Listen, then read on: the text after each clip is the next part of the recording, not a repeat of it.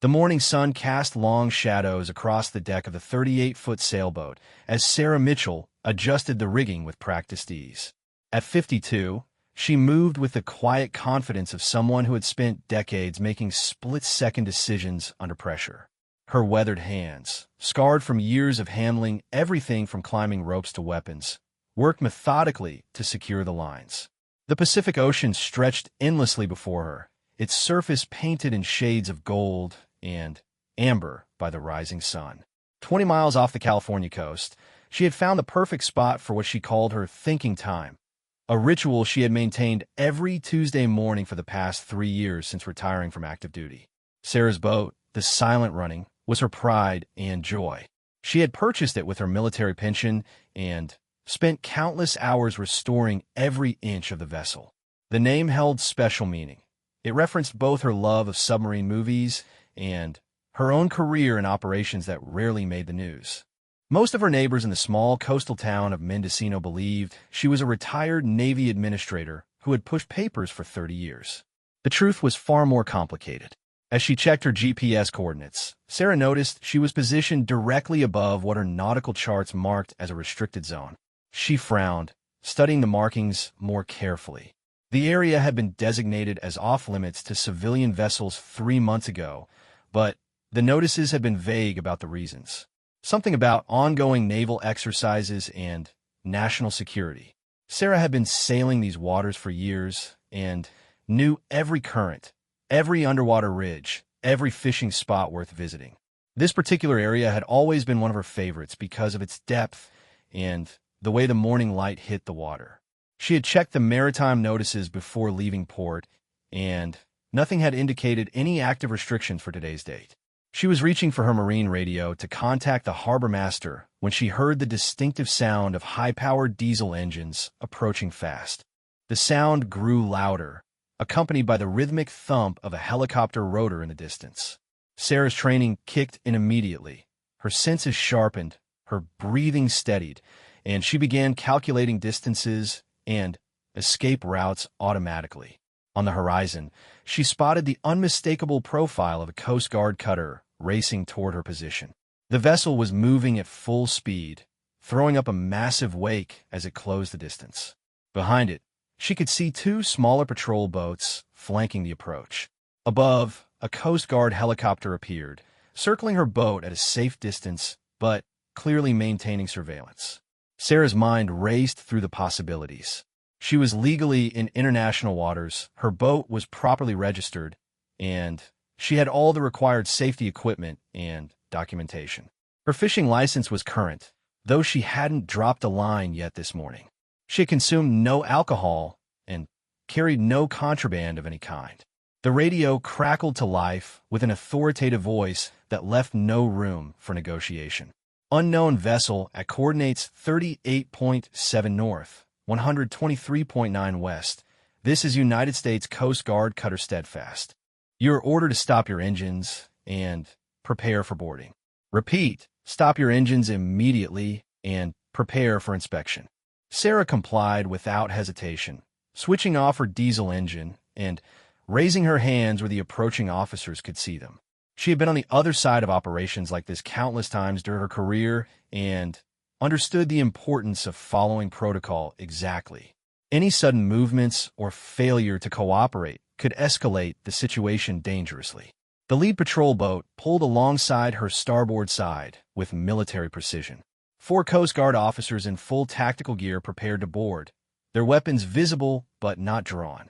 The team leader, a young petty officer who looked like he might be in his late 20s, jumped aboard first and immediately began barking orders. "Ma'am, please step to the center of the deck and keep your hands visible at all times," he commanded, his voice carrying the authority of someone accustomed to unquestioning obedience. "We are conducting a security inspection of your vessel under federal maritime law. Do you have any weapons, drugs, or prohibited items aboard?" Sarah raised her hands slightly higher and spoke in the calm, measured tone she had perfected during countless briefings and interrogations. "No weapons, no drugs, no prohibited items. I'm Sarah Mitchell, and this is my personal vessel. I have all required documentation and registration papers below deck in the navigation station. The petty officer studied her carefully, clearly trying to reconcile her appearance with whatever intelligence had brought them racing to this location. Sarah knew she looked like exactly what she appeared to be, a middle-aged woman enjoying a peaceful morning of sailing. Her gray hair was pulled back in a practical ponytail. She wore faded jeans and a well-worn sailing jacket, and her only jewelry was a simple watch and wedding ring from a marriage that had ended years ago. "What are you doing in this area, ma'am?" the officer asked, gesturing for his team to begin searching the boat. "This is a restricted zone for civilian vessels." Sarah kept her voice steady and cooperative. "I checked the maritime notices before leaving port this morning. There are no restrictions posted for today's date. I've been sailing these waters for 3 years without any problems." The officer frowned and spoke into his radio, requesting confirmation of the restricted zone boundaries and active dates. While he waited for a response, his team methodically searched the boat's cabin, checking every compartment and storage area. They moved with professional efficiency, disturbing nothing unnecessarily, but leaving no space unexamined. Sarah watched the search with growing concern. The level of response seemed far out of proportion to a simple navigation error. For Coast Guard vessels, and a helicopter suggested they were looking for something or someone specific. The tactical gear and weapons indicated they considered whatever they were seeking to be dangerous. The team leader's radio crackled with a response that made him pause and key the microphone for clarification. "Say again, steadfast. Are you certain about those coordinates?" A voice from the cutter responded with obvious frustration. "Affirmative, Petty Officer Rodriguez. Intelligence indicates high-value target at those exact coordinates. Subject is considered extremely dangerous and likely armed. Exercise maximum caution." Sarah felt a chill run down her spine that had nothing to do with the ocean breeze. Someone had provided intelligence about a dangerous individual at her exact location.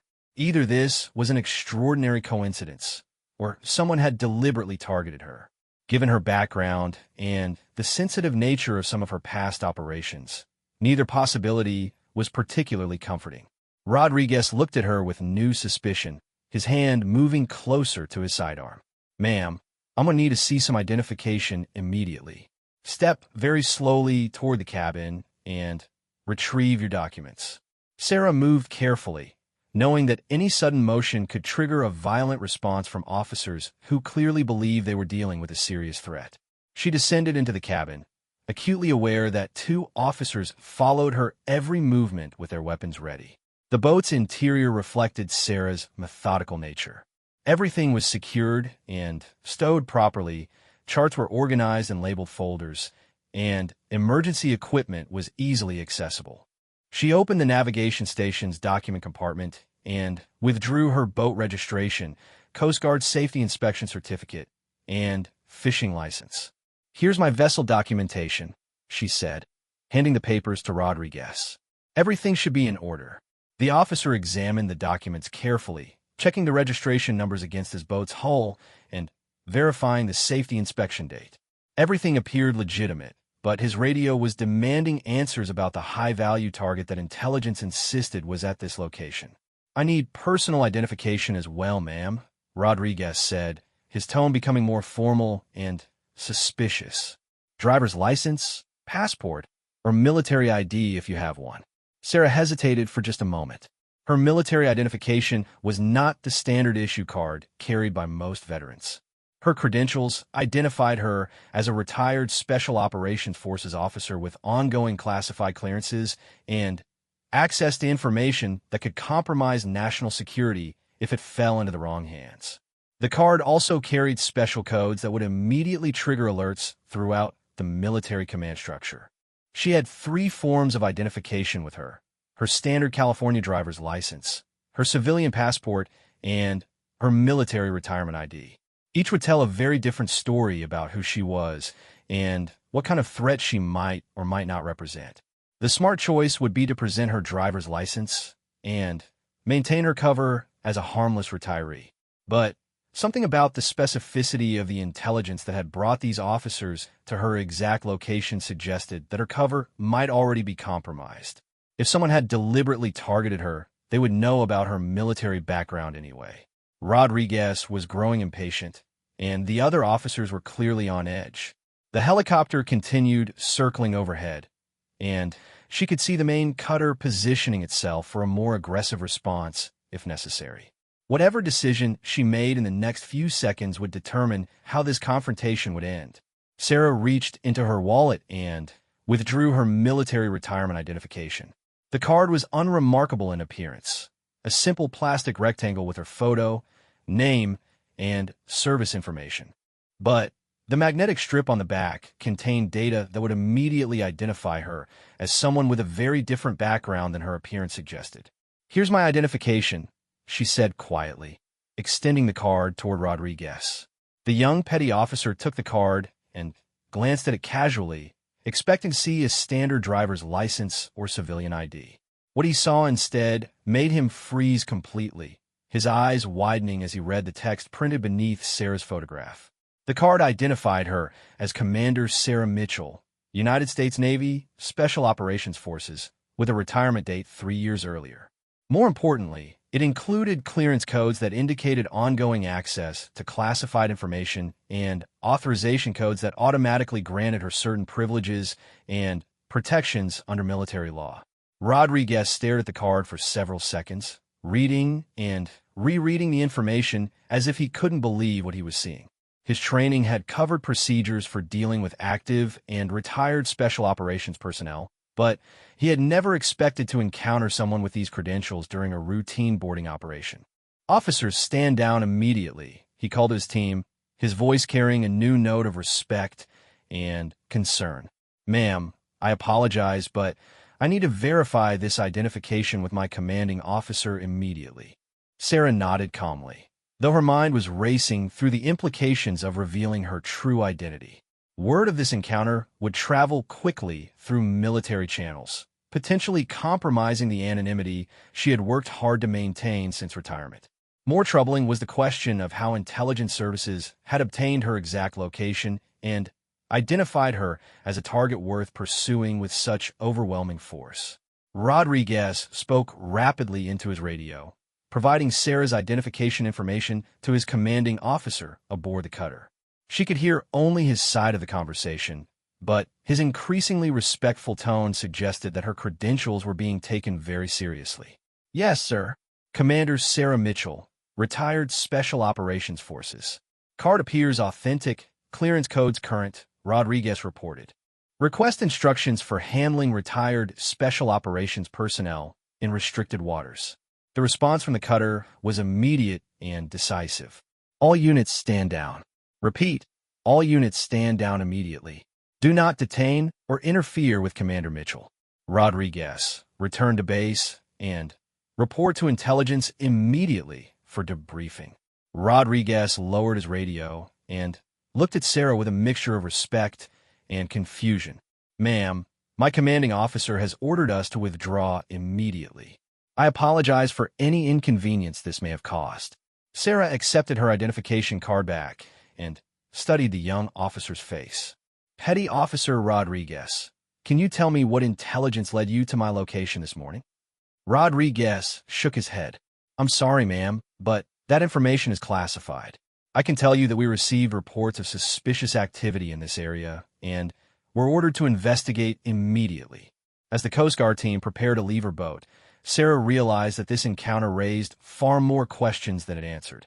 Someone with access to military intelligence had identified her location and classified her as a high-value target worth pursuing with significant resources. The fact that her special operations credentials had immediately ended the confrontation suggested that whoever was behind this operation had not expected her to reveal her true identity. The patrol boats pulled away from her sailboat, and the helicopter began to withdraw toward the coast. Within minutes, Sarah was alone again on the vast Pacific, but the peaceful solitude she had sought that morning was gone forever. She started her engine and began plotting a course back to port, knowing that this incident was far from over. Someone had gone to considerable trouble to locate her and stage this confrontation. The question was whether they had intended to capture her, kill her, or simply send her a message that her retirement anonymity was an illusion. As the California coastline grew larger on the horizon, Sarah began planning her next moves. She would need to contact old colleagues, activate dormant security protocols, and determine who had compromised her location and why. The quiet retirement she had carefully constructed was about to become a very dangerous game of cat and mouse with an enemy she couldn't yet identify. The morning sun that had seemed so peaceful just hours earlier now felt like a spotlight, exposing her position to anyone who might be watching and waiting for their next opportunity to strike. Sarah's hands gripped the steering wheel of her pickup truck as she drove through the winding coastal roads toward her home in Mendocino. The encounter with the Coast Guard 3 hours earlier had shattered the careful routine she had built around her retirement, and her mind was already shifting into the tactical thinking patterns that had kept her alive during 28 years of military service. The small town of Mendocino perched on bluffs overlooking the Pacific Ocean, its Victorian-era buildings and artistic community providing perfect cover for someone who wanted to disappear into anonymity. Sarah had chosen the location specifically because it attracted a population of creative professionals, retirees, and independent spirits who valued privacy and rarely asked probing questions about their neighbors' backgrounds. Her house sat on a secluded 2-acre plot surrounded by towering redwoods and thick underbrush. She had purchased the property through a series of shell companies and trusts that would make tracing ownership extremely difficult for anyone without significant resources and legal authority. The house itself was a modest craftsman-style building that appeared unremarkable from the outside, but contained several modifications that reflected Sarah's military training. As she pulled into her driveway, Sarah automatically scanned the surrounding area for any signs that her property had been disturbed during her absence. She checked the barely visible fishing line she had strung across the driveway at ankle height, looked for footprints in the soft soil near her windows, and verified that the small pieces of tape she had placed on her doors and mailbox remained undisturbed. Everything appeared normal, but Sarah's instincts were screaming that normalcy was about to become a luxury she could no longer afford. Someone with access to military intelligence had tracked her to her exact coordinates on the Pacific Ocean. If they could locate her boat, they could certainly find her home address. She parked her truck in the garage and entered the house through the reinforced steel door that connected to her kitchen. The interior of her home reflected the same careful organization she maintained aboard her boat. Every item had a designated place. Sightlines were clear throughout the main living areas, and emergency supplies were strategically positioned for quick access. Sarah went immediately to her study, a small room lined with bookshelves that contained an eclectic mix of sailing manuals, history books, and classic literature. Behind a collection of maritime law texts, she retrieved a secure satellite phone that she had hoped never to use again. The device was connected to encrypted military communication networks that would allow her to contact former colleagues without the risk of interception by hostile intelligence services. Before making any calls, she activated her home security system, a sophisticated network of motion sensors, cameras, and perimeter alarms that would alert her to any approaching vehicles or personnel. The system was military-grade and had cost more than most people spend on automobiles, but it provided the early warning capabilities that could mean the difference between escape and capture. Sarah sat at her desk and began composing a list of people she could trust with her current situation. After 3 years of retirement, many of her former contacts had moved on to other assignments, retired themselves, or been transferred to classified positions that would make communication impossible.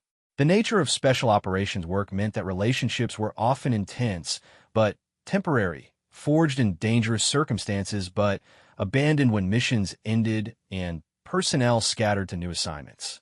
Her first call was to Colonel Marcus Webb, her former commanding officer who had retired 6 months before her own departure from active duty. Webb had been a mentor and friend for over a decade, and she trusted his judgment implicitly.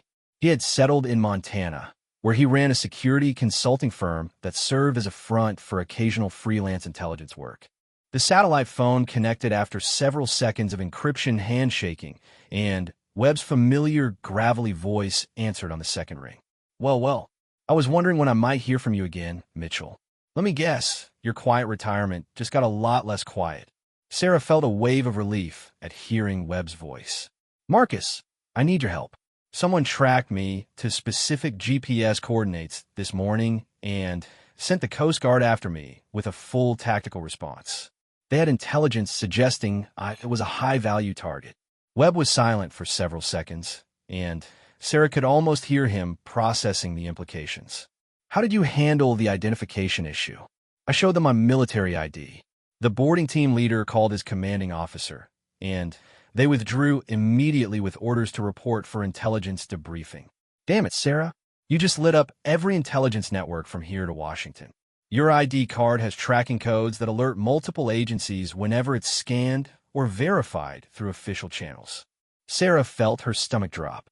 She had known that revealing her credentials would have consequences, but she hadn't fully considered how quickly word would spread through the intelligence community. How long before everyone knows where I am? If the Coast Guard ran your ID through their system this morning, I'd say you have maybe 6 hours before some very interesting people start showing up at your door, Webb said grimly. The question is whether they're coming to protect you or eliminate you. Either way, you need to move fast. Sarah looked around her study, mentally cataloging the items she would need to take with her if she had to abandon her carefully constructed life in Mendocino. Marcus, I need to know who's looking for me and why. Can you reach out to our old contacts and see what intelligence is floating around? Already on it, Webb replied. I'll make some calls and get back to you within 2 hours. In the meantime, you need to assume that your location is compromised and plan accordingly. Do you have your emergency protocols ready? Sarah opened a locked drawer in her desk and verified that her emergency escape kit was complete. The waterproof bag contained cash, false identification documents, encrypted communication devices, and detailed escape routes she had memorized but hoped never to use. Everything's ready. But, Marcus, I need you to understand that I haven't been involved in any active operations since retirement. I've been living quietly, sailing, reading books, and staying completely under the radar. That's what makes this so concerning, Webb said. If someone's targeting you now, it's either because of something from your past that's finally caught up with you, or because they need your specific skills for something new. Neither possibility is particularly comforting. After ending the call, Sarah began implementing security procedures she had practiced mentally but never expected to use in her retirement.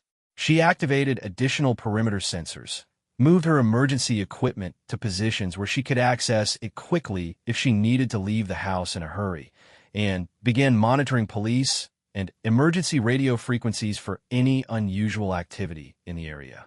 Her second call was to Dr. Rebecca Chun, a former Navy intelligence analyst who now worked as a cybersecurity consultant in San Francisco.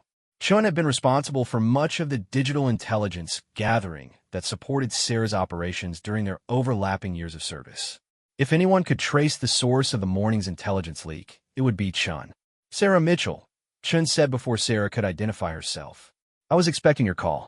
Word is already spreading through certain circles that you surfaced this morning. Rebecca, I need to know who's tracking me and why.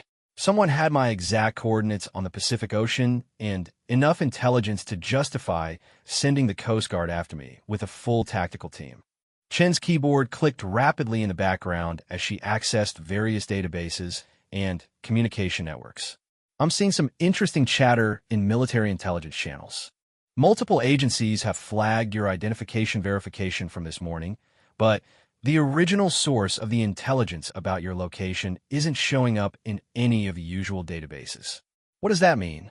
It means whoever tracked you down isn't working through official military or intelligence channels. The fact that they could pinpoint your location suggests access to satellite surveillance or human intelligence assets, but they're operating outside normal command structures. Sarah felt the familiar chill that came with the realization that she was being hunted by professionals. Could this be foreign intelligence? Possible, but unlikely, Chen replied. Foreign services typically don't have the authority to mobilize Coast Guard resources for what appeared to be a domestic law enforcement operation. This feels more like a rogue domestic operation, someone with access to military resources, but operating without official authorization. The implications of Chin's assessment were disturbing. Rogue domestic operations typically involved intelligence personnel who had gone freelance, military contractors pursuing private agendas, or government officials operating outside legal boundaries. All of these possibilities suggested that Sarah was caught in the middle of something much larger and more dangerous than a simple case of mistaken identity. Her secure phone buzzed with an incoming message from Webb. "Mitchell, you need to get out of there immediately. I've been asking questions, and the responses I'm getting suggest that several different groups are looking for you. Some want to bring you in for protective custody. Others have less benevolent intentions. Move now." Sarah looked around her home one final time, knowing that she might never return to the sanctuary she had created in Mendocino.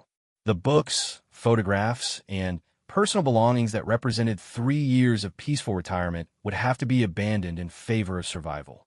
She grabbed her emergency kit, locked down her security system to delay anyone who might try to search the house, and headed for the garage. Her pickup truck was reliable but unremarkable, perfect for blending into traffic during the initial phases of her escape. Her destination was a safe house she had prepared in Nevada, a remote cabin that could serve as a base of operations while she determined who was hunting her and why. As Sarah drove away from Mendocino, her rearview mirror showed the small town disappearing behind coastal hills and redwood forests. She had spent 3 years building a new identity as a quiet retiree who sailed on weekends and read books by the fireplace. That identity had been shattered in a single morning, replaced by the familiar weight of danger and uncertainty that had defined most of her adult life.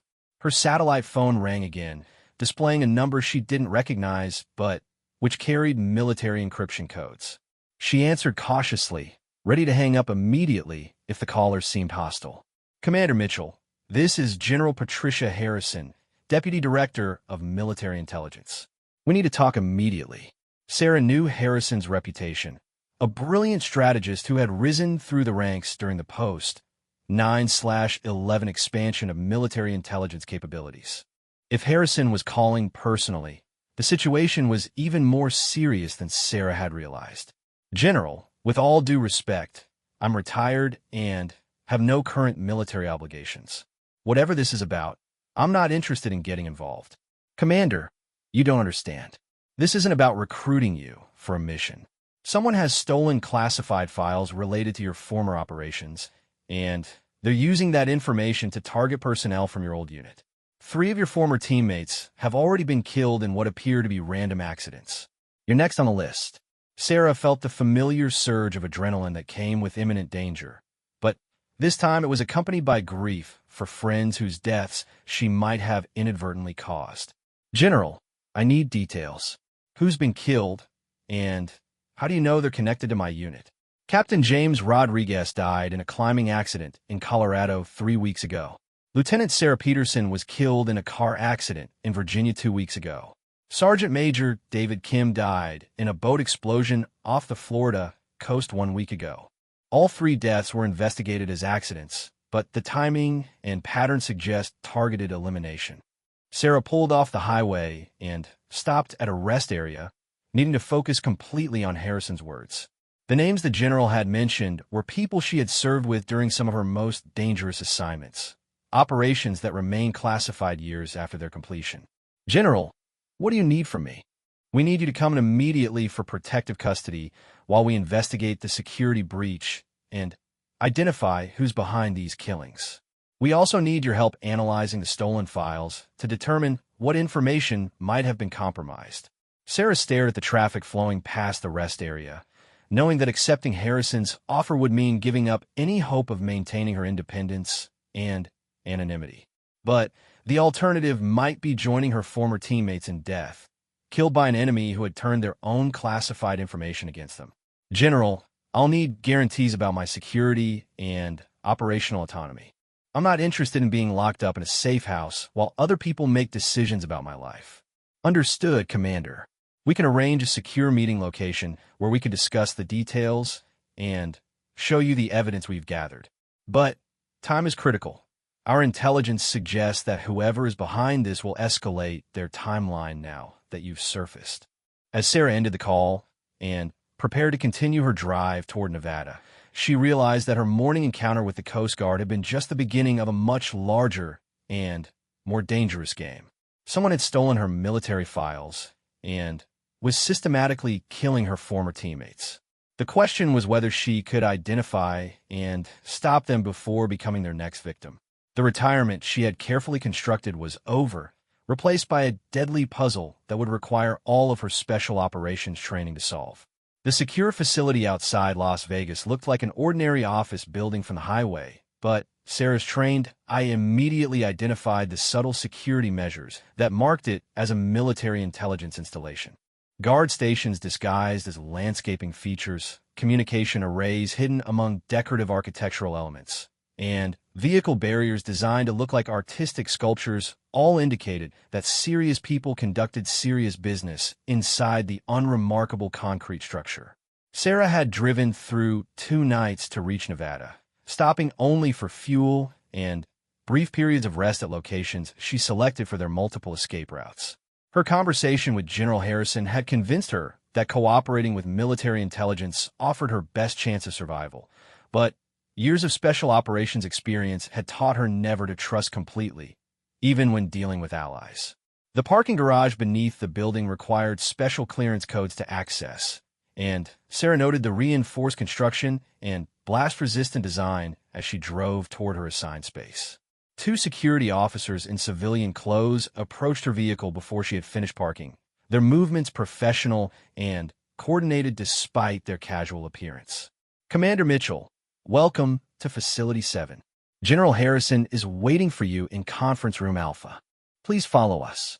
Sarah retrieved her emergency kit from the truck and followed the officers through a series of security checkpoints that verified her identity through biometric scanners, metal detectors, and explosive residue detection systems.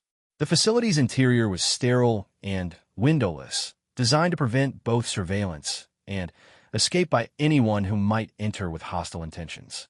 General Harrison was waiting in a conference room equipped with secure communication systems and multiple large displays showing satellite imagery, personnel files, and classified operational summaries. The general was younger than Sarah had expected, perhaps in her mid-40s, with steel-gray hair and the focused intensity that characterized successful intelligence officers. "Commander Mitchell, thank you for coming. I know this wasn't an easy decision." Sarah remained standing near the door, positioning herself where she could observe both Harrison and the room's other occupants, 2 analysts she didn't recognize, and Colonel Webb, whose presence explained how the military had tracked her movements so quickly. "Marcus called you," Sarah said, looking at her former commanding officer with a mixture of gratitude and betrayal. Webb nodded. "Sarah, when you told me about the Coast Guard incident, I realized you were in immediate danger. General Harrison's intelligence about the targeted killings convinced me that bringing you in was the only way to keep you alive." Harrison gestured toward a chair at the conference table. "Commander, please sit down. We have a lot of information to share, and time is running short." Sarah reluctantly took the offered seat, but kept her emergency kit within easy reach. "General, before we begin, I need to understand the command authority here. Am I under military jurisdiction, or am I free to leave if I don't like what I hear?" "You're here voluntarily, and you're free to leave at any time. However, I hope that what we show you will convince you that cooperation is in everyone's best interests." Harrison activated one of the large displays, showing a timeline that began 6 months earlier and included the 3 deaths she had mentioned during their phone conversation. Each death was documented with official accident reports, witness statements, and forensic evidence that initially supported accidental causes. Captain Rodriguez was an experienced mountain climber who died when his equipment failed during a routine ascent in Colorado. The gear manufacturer insisted their products were tested and reliable. Lieutenant Peterson's car accident occurred on a clear day on a straight section of highway with no other vehicles involved. Sergeant Major Kim's boat explosion was attributed to a fuel leak, despite his meticulous maintenance records. Sarah studied the timeline, noting the methodical spacing of the deaths and the escalating sophistication of the methods used. Someone with access to their personal information and daily routines planned these carefully. Have you identified any common factors among the victims? One of the analysts, a young woman with short dark hair and intense eyes, leaned forward. Commander, all 3 victims had participated in Operation Silent Thunder 8 years ago. You were the team leader for that mission. Sarah felt her blood run cold. Operation Silent Thunder had been one of the most classified missions of her career, involving the extraction of a high-value intelligence asset from behind enemy lines during the height of tensions in Eastern Europe. The operation had been successful, but had required eliminating several enemy personnel who had discovered their presence. The details remained so sensitive that even discussing them required special authorization. Who else knows about Operation Silent Thunder? Sarah asked. Harrison consulted a classified personnel file. According to our records, the mission was planned by a joint task force including representatives from military intelligence, the CIA, and the State Department. The operational team consisted of 8 special operations personnel, including the 3 who have been killed and yourself. Mission briefings were attended by approximately 12 support personnel and command staff. That's too many people, Sarah said grimly. For a mission that sensitive, operational security should have limited knowledge to essential personnel only. Someone expanded the briefing list beyond what was necessary. The second analyst, an older man with graying hair and tired eyes, activated another display showing personnel files and security clearance records. Commander, we've been investigating everyone who had access to Operation Silent Thunder files, and we've discovered several troubling patterns. The display showed a complex web of connections linking various military and intelligence personnel who had been involved in the mission planning and execution. Several names were highlighted in red, indicating individuals who had left government service under questionable circumstances or who had been investigated for security violations. 3 individuals with access to the operational files have since been recruited by private military contractors with questionable client bases. 2 others have been investigated for selling classified information to foreign governments. 1 committed suicide 6 months after the mission, leaving behind evidence that he had been compromised by hostile intelligence services. Sarah studied the connection chart, recognizing some of the names and feeling disturbed by the implications. General, are you suggesting that someone involved in planning Operation Silent Thunder has been systematically targeting the operational personnel? That's our working theory. Someone with intimate knowledge of your team members has been tracking their post-service activities and eliminating them one by one. The methods are sophisticated enough to avoid detection, but the pattern is clear when viewed in context. Harrison activated a 3rd display showing Sarah's own personnel file, including her retirement activities and the intelligence that had led to the morning's Coast Guard encounter. Commander, we believe you were next on the target list. The intelligence that led the Coast Guard to your location came from someone claiming to have information about terrorist activities in your area. What kind of intelligence? An anonymous tip suggesting that a foreign operative was using a sailboat to conduct surveillance of naval facilities along the California coast. The tipster provided your exact coordinates and described your vessel accurately enough to convince Coast Guard intelligence that the threat was credible. Sarah realized that whoever was hunting her had intimate knowledge of her retirement activities and daily routines. How long have they been watching me? Webb answered before Harrison could respond. Sarah, we've been monitoring electronic communications related to your name and location since you contacted me yesterday. We've detected at least 3 different surveillance teams that have been tracking your movements for the past month. The revelation that she had been under surveillance for weeks without detecting it was deeply disturbing. Sarah had maintained operational security protocols throughout her retirement, but apparently not carefully enough to avoid detection by professionals who understood her training and capabilities. General, what do you need from me?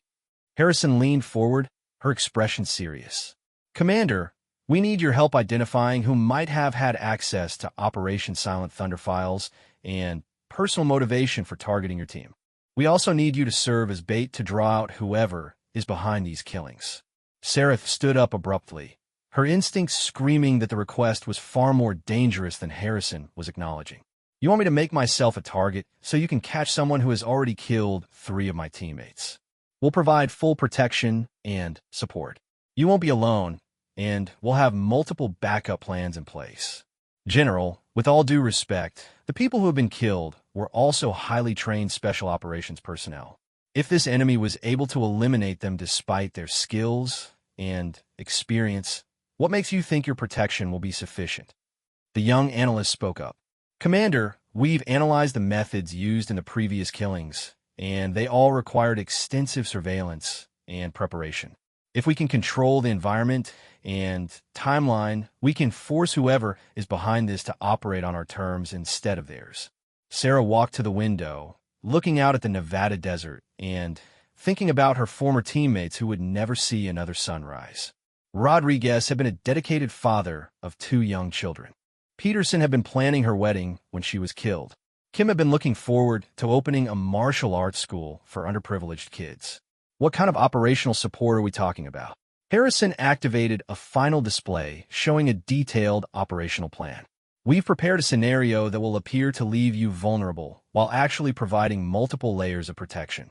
You will return to your normal activities in California, but under constant surveillance by teams positioned to intervene immediately if any threats emerge.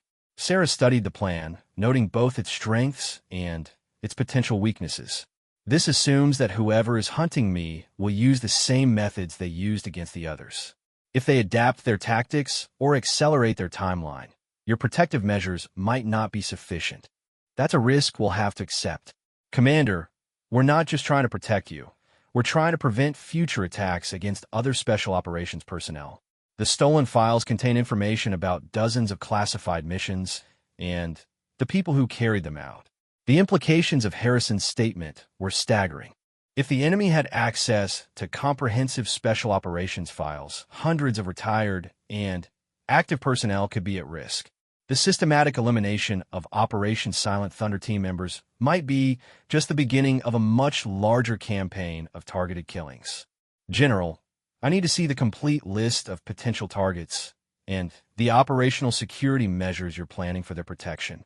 Harrison nodded to one of the analysts, who activated a secure terminal and began entering access codes.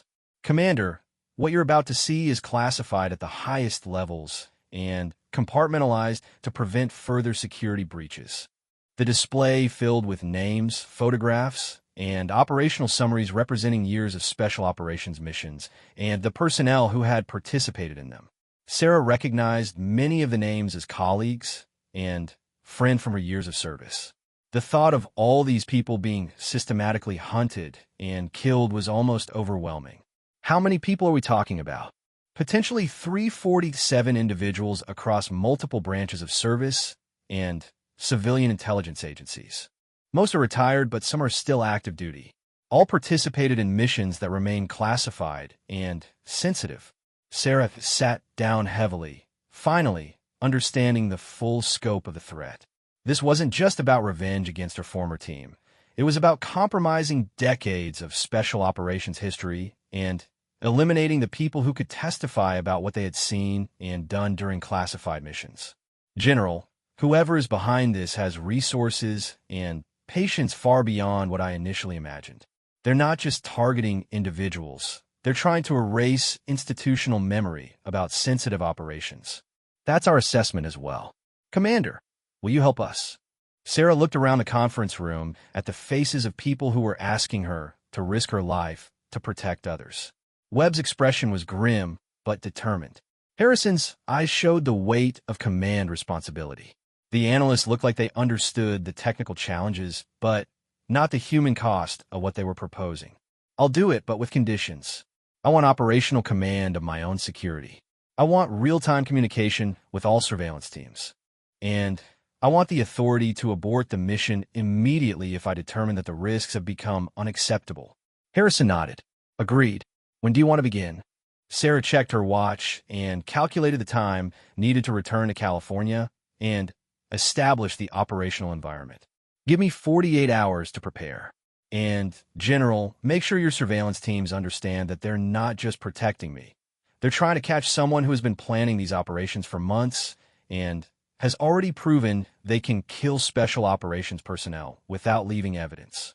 As Sarah left the conference room and began planning her return to what might be her final mission, she realized that her quiet retirement had officially ended the moment she showed her military identification to the Coast Guard. The question now was whether she could survive long enough to identify and stop the enemy who is systematically destroying the lives of everyone connected to Operation Silent Thunder.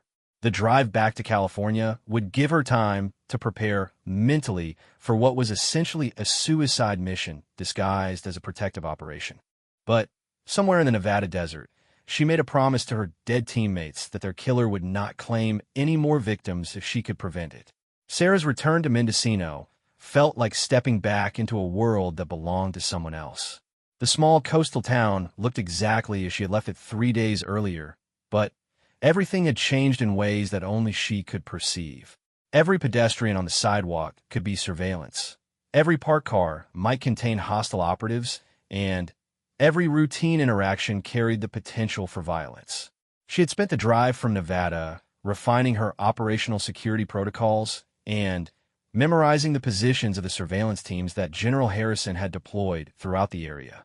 12 agents from various military and intelligence services were now posing as tourists, shop owners, and residents, all coordinated through encrypted communication systems that would allow them to respond immediately to any threats against her. Sarah's house showed no signs of intrusion during her absence, but she implemented additional security measures that would detect even the most sophisticated surveillance attempts. Motion sensors hidden in seemingly natural positions, nearly invisible trip wires connected to silent alarms, and cameras disguised as routine household items would provide early warning if anyone approached her property with hostile intentions. The plan she had agreed to with General Harrison required her to resume her normal routines while appearing to be unaware of the danger surrounding her. She would go sailing, visit local shops, and maintain the patterns of behavior that had characterized her retirement. The surveillance teams would monitor all approaches to her location and intervene if any threats were detected. What Sarah had not told Harrison was that she had no intention of playing the role of passive bait. Years of special operations experience had taught her that the best defense was often a carefully planned offense. While the official surveillance teams watched for external threats, Sarah would be conducting her own investigation into the identity and location of whoever was hunting her. Her first priority was establishing secure communication with the surviving members of her former unit who might also be targets. The Operation Silent Thunder team had originally included 8 personnel, 3 of whom were already dead. Sarah needed to warn the other 4 and coordinate their security measures to prevent additional casualties. Using encrypted communication protocols that bypassed official military channels, Sarah began reaching out to her former teammates. The responses she received were disturbing and confirmed her worst fears about the scope of the threat they were facing. Master Sergeant Tom Bradley had noticed unusual surveillance around his home in Texas and had already moved his family to a secure location. Staff Sergeant Maria Santos reported that someone had attempted to break into her apartment in North Carolina, though the intruder had fled when her security alarm activated. Lieutenant Commander Jake Morrison was unreachable, which could mean either that he was maintaining deep operational security or that he had already been targeted. The pattern was clear. Whoever was hunting the Operation Silent Thunder team was accelerating their timeline, possibly because Sarah's surfacing had alerted them that their activities were being investigated. The methodical spacing of the previous killings had been replaced by simultaneous operations against multiple targets. Sarah's secure phone buzzed with an incoming message from an unknown number using military encryption codes. The text was brief and chilling. "Commander Mitchell, we need to talk. You have something that belongs to us. Marina parking lot, midnight tonight. Come alone, or more of your friends will die." Sarah forwarded the message immediately to General Harrison while beginning to analyze its implications. The enemy had somehow obtained access to her secure communication protocols and knew about the surveillance teams protecting her. More importantly, they were demanding something specific from her, suggesting that this wasn't simply about eliminating witnesses to past operations. Harrison's response came within minutes. Do not engage. We'll analyze the message source and coordinate appropriate response. Maintain current position and await instructions. But Sarah had already made her decision. The official response would involve assembling tactical teams, analyzing intelligence, and planning a complex operation that might take hours to implement. During that time, whoever had sent the message could disappear or carry out additional attacks against her former teammates. At 11:30 that night, Sarah left her house through a concealed exit that avoided the surveillance cameras monitoring her normal routes. She had disabled her official tracking devices and activated personal equipment that would allow her to maintain communication with the surveillance teams while giving her operational independence. The marina parking lot was dimly lit and nearly empty, with only a few vehicles belonging to boat owners who kept their vessels moored at the facility. Sarah positioned herself where she could observe the entire area while maintaining multiple escape routes. Her concealed weapons and emergency equipment were readily accessible, and she had memorized the locations of cover positions that would protect her if the situation turned violent. At exactly midnight, a figure emerged from the shadows near the harbor master's office. Sarah recognized him immediately, despite the years that had passed since their last meeting. Lieutenant Colonel David Chun had been the intelligence liaison for Operation Silent Thunder, responsible for coordinating information flow between the operational team and command headquarters. Chun approached slowly, his hands visible and his movements non-threatening. But Sarah noticed that he wore tactical gear under his civilian jacket and moved with the careful precision of someone expecting trouble. Commander Mitchell, thank you for coming. I wasn't sure you would have the courage to face me directly. Sarah kept her distance and her hand near her concealed weapon. Chin, what do you want? And why are you killing my teammates? I'm not killing anyone, Sarah. I'm trying to prevent a disaster that will destroy hundreds of careers and potentially compromise national security for decades. What are you talking about? Chun stopped approximately 10 feet away, close enough to speak normally, but far enough to prevent either of them from attacking without warning. Operation Silent Thunder was compromised from the beginning. Someone on our team was working for foreign intelligence services, and they documented everything we did during that mission. Sarah felt a chill that had nothing to do with the ocean breeze. What kind of documentation? Video recordings, classified communications, operational plans, and detailed files on every person involved in the mission. The foreign operative gathered enough evidence to prove that we violated international law and conducted unauthorized military actions on foreign soil.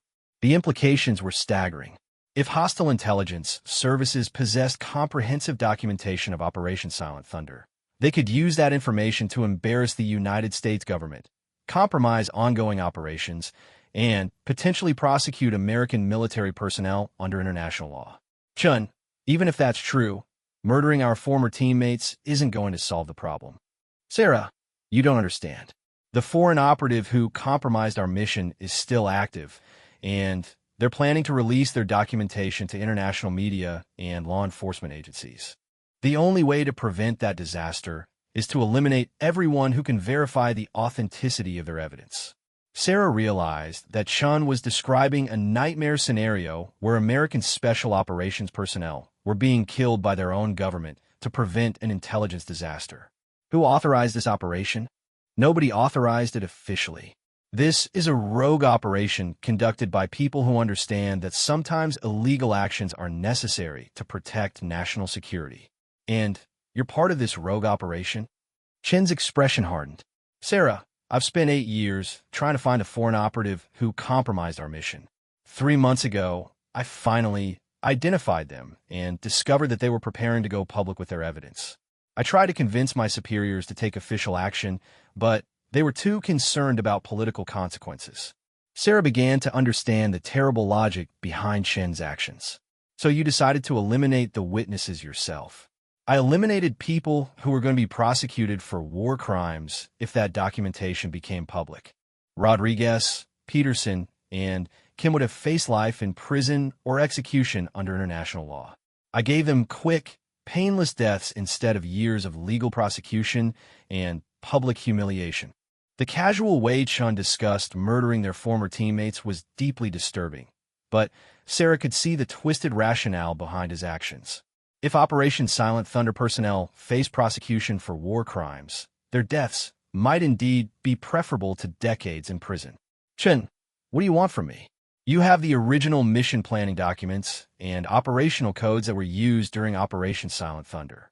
If I can acquire those documents and destroy them along with the foreign operatives' evidence, we can prevent the entire disaster. Sarah realized that Chun was referring to the classified files she had been required to maintain as team leader. Military protocol required operational commanders to keep detailed records of their missions, including documentation that could be used for after-action analysis and personnel evaluation. I destroyed those documents when I retired, as required by security protocols. Chun smiled grimly. Sarah, we both know that's not true. You've always been too thorough and too paranoid to destroy potentially important evidence. You've hidden those documents somewhere, and I need them. Sarah's mind raced through her options. Chin's surveillance capabilities had allowed him to track her activities and coordinate the attacks against her teammates. He obviously had access to significant resources and was willing to kill anyone who stood in his way. But his need for her documents suggested that his operation was not yet complete. Chun, even if I had those documents, how do I know you won't kill me once you have them? Because I need you alive to verify the authenticity of the foreign operatives' evidence when I acquire it. You're the only person left who can confirm which documents are genuine and which might be fabrications. Sarah heard the sound of approaching vehicles in the distance and realized that the surveillance teams had detected her unauthorized departure from her house. Within minutes, the parking lot would be flooded with military personnel, and Chun would either escape or initiate a firefight that could result in multiple casualties. Chun, I don't have the documents with me, and I won't tell you where they are until you prove that your story about the foreign operative is true. Chin's expression became dangerous. Sarah, you have 24 hours to produce those documents. If you don't comply, I'll kill Lieutenant Commander Morrison tomorrow night, and then I'll start targeting your surveillance teams one by one. The sound of approaching vehicles grew louder, and Chun began backing toward the shadows near the harbor. Commander Mitchell, don't make the mistake of thinking that your official protection will keep you safe. I've been planning this operation for 3 years, and I know exactly how to neutralize any obstacles. Chun disappeared into the darkness just as the first surveillance vehicle entered the parking lot.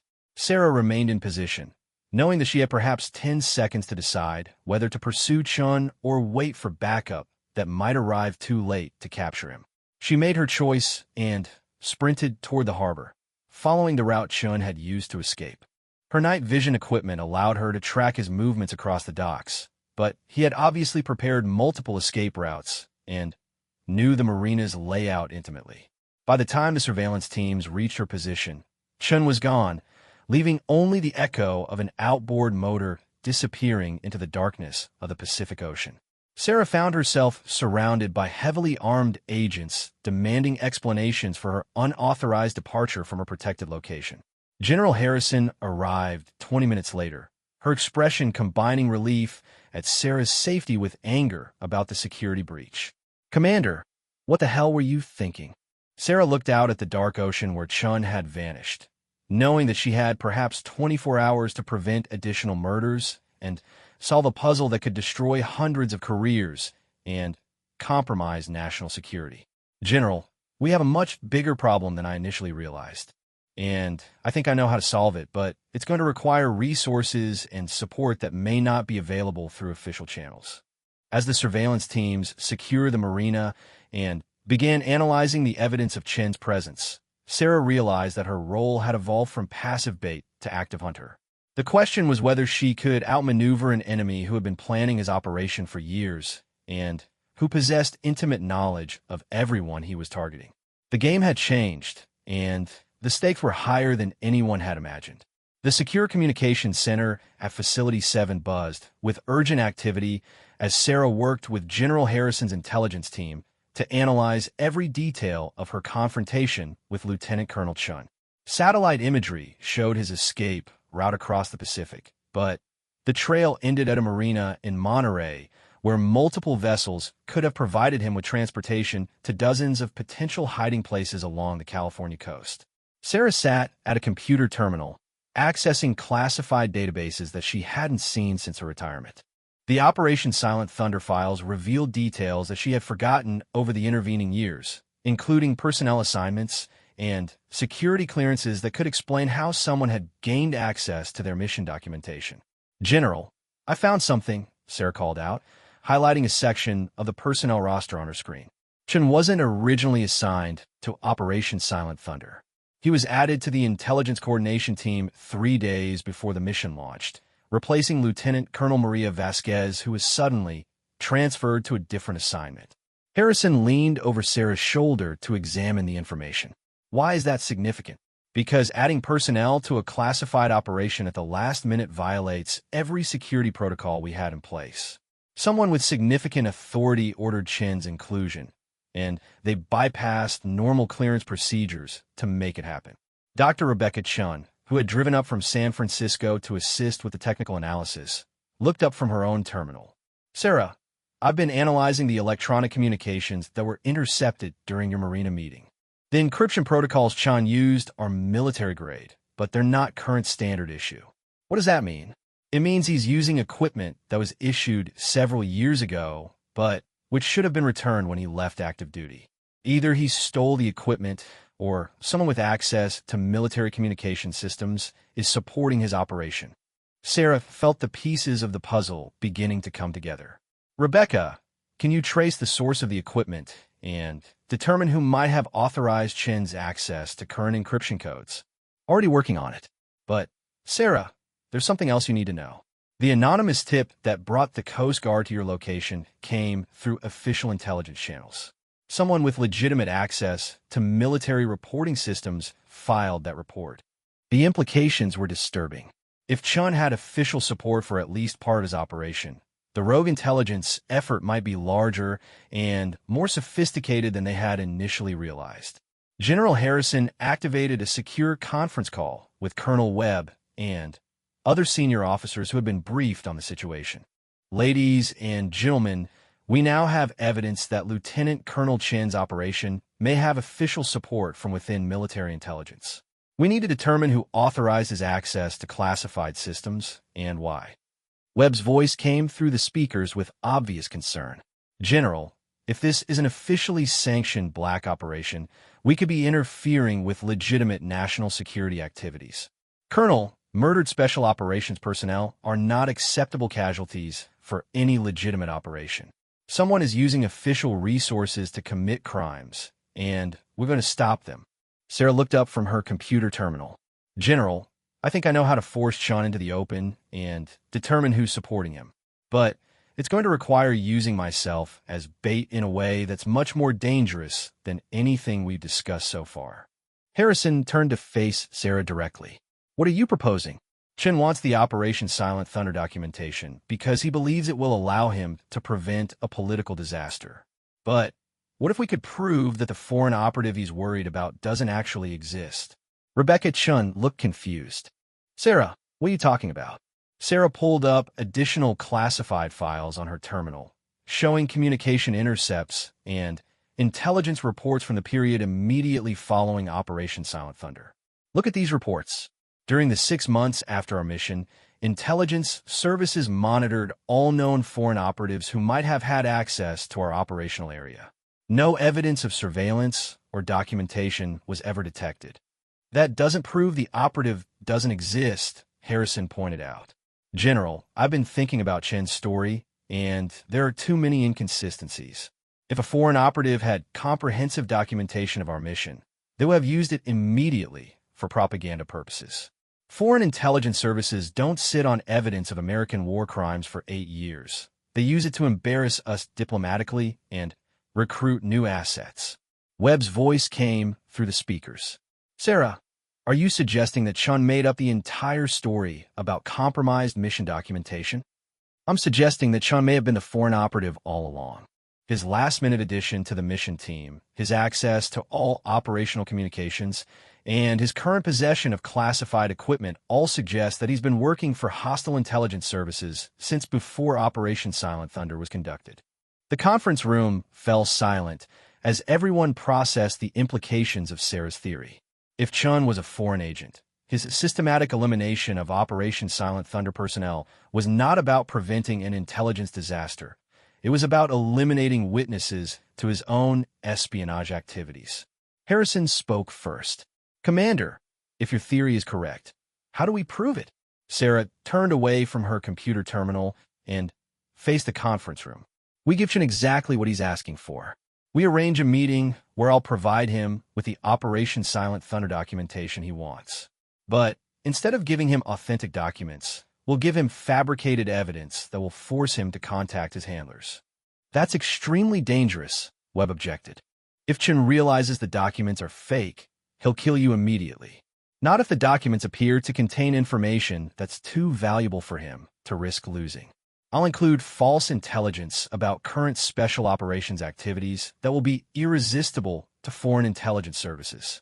Chun will need to verify the information with his handlers before taking any action against me."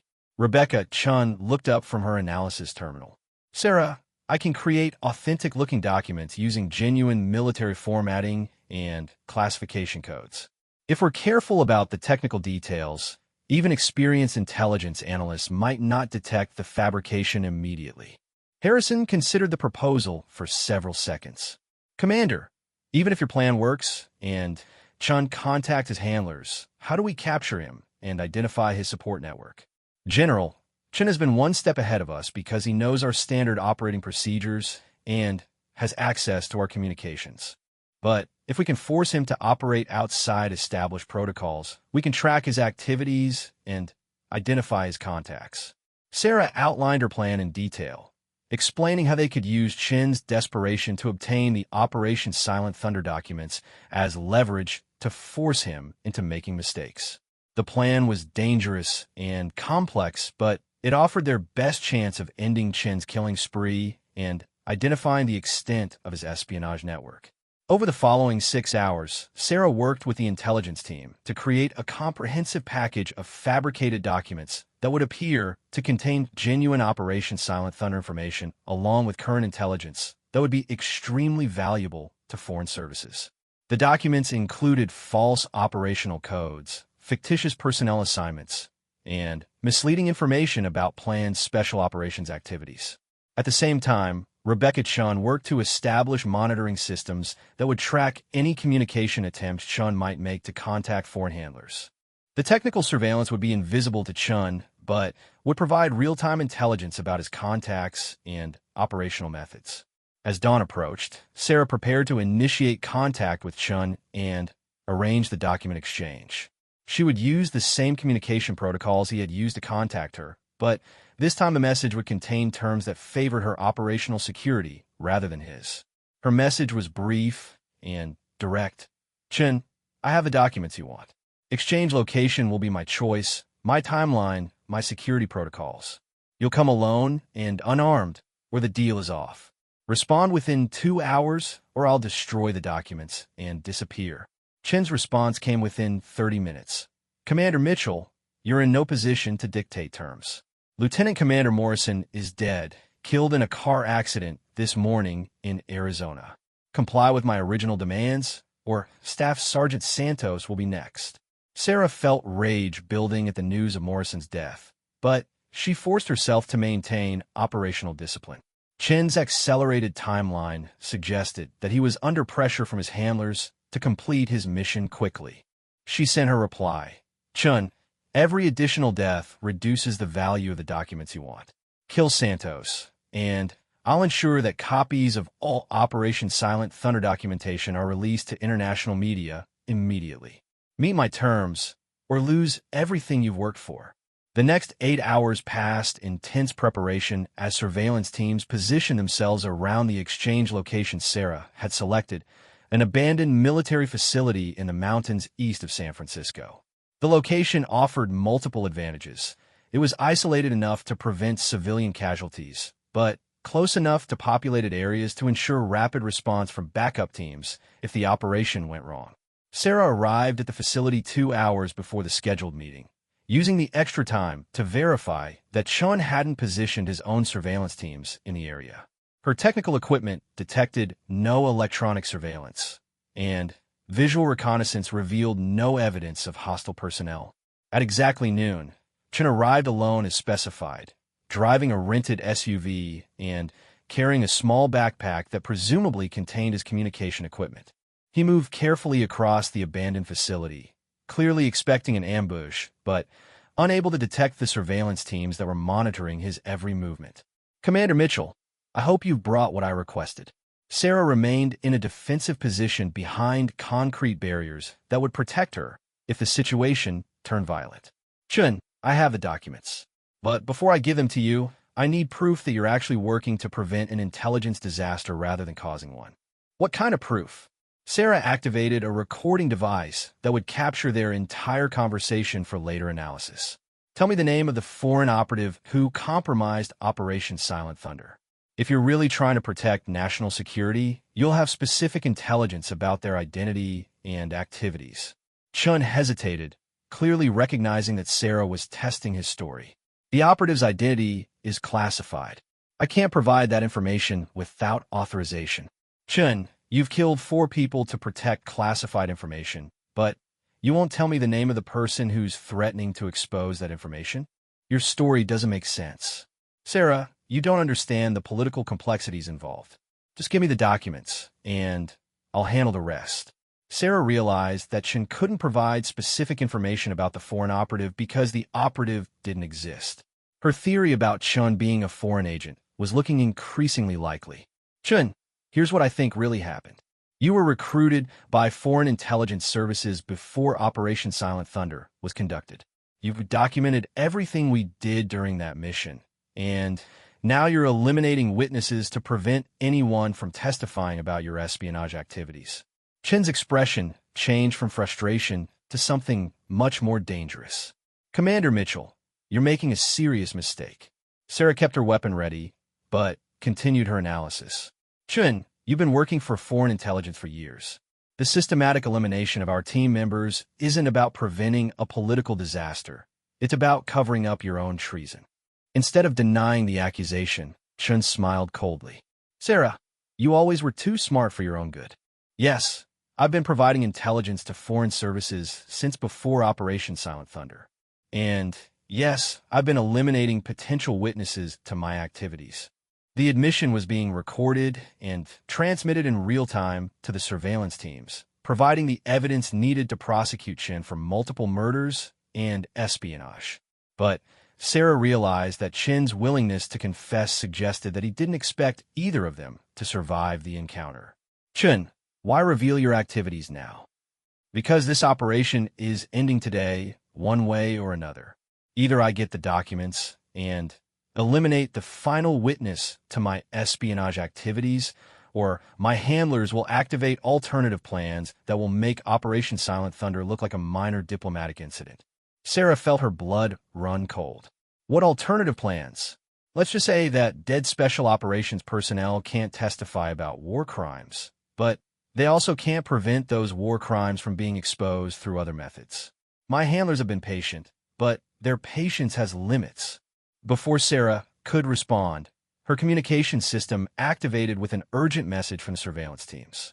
"Commander, we're detecting multiple vehicles approaching your location at high speed." Chin did not come alone. Sarah realized that she had walked into a trap despite all her precautions. Chun had used the document exchange as an opportunity to position hostile operatives around the abandoned facility. The surveillance teams that were supposed to protect her were about to be outnumbered and outgunned by professionals who had been planning this operation for months. "Chin, this ends now. Surrender to my teams, and we can protect you from your handlers in exchange for information about their activities." Chin laughed grimly. "Sarah, my handlers don't negotiate. They eliminate problems." The sound of approaching vehicles grew louder, and Sarah realized that she had perhaps 2 minutes before the facility would be surrounded by hostile operatives. Her communication with the surveillance teams was clear, but urgent. Multiple enemy vehicles, unknown number of personnel, extraction required immediately. But As Sarah prepared for what might be her final firefight, she realized that Chun had made a critical mistake. His confession had been recorded and transmitted to military intelligence systems. Even if the hostile operative succeeded in eliminating all witnesses to this encounter, the evidence of Chen's espionage activities would survive to ensure that justice was eventually served. The final confrontation was about to begin, and Sarah Mitchell would face it with the same courage and determination that had characterized her entire military career. The quiet retirement she had sought was over forever, but her service to her country was not yet complete. As the first shots rang out across the abandoned facility, Sarah knew that she was fighting not just for her own survival, but for the memory of her fallen teammates and the safety of countless other special operations personnel who might become targets if Chen's network was allowed to continue operating. The battle for Operation Silent Thunder had finally reached its conclusion, and Sarah Mitchell intended to ensure that her enemy's victory would be far more costly than they had anticipated.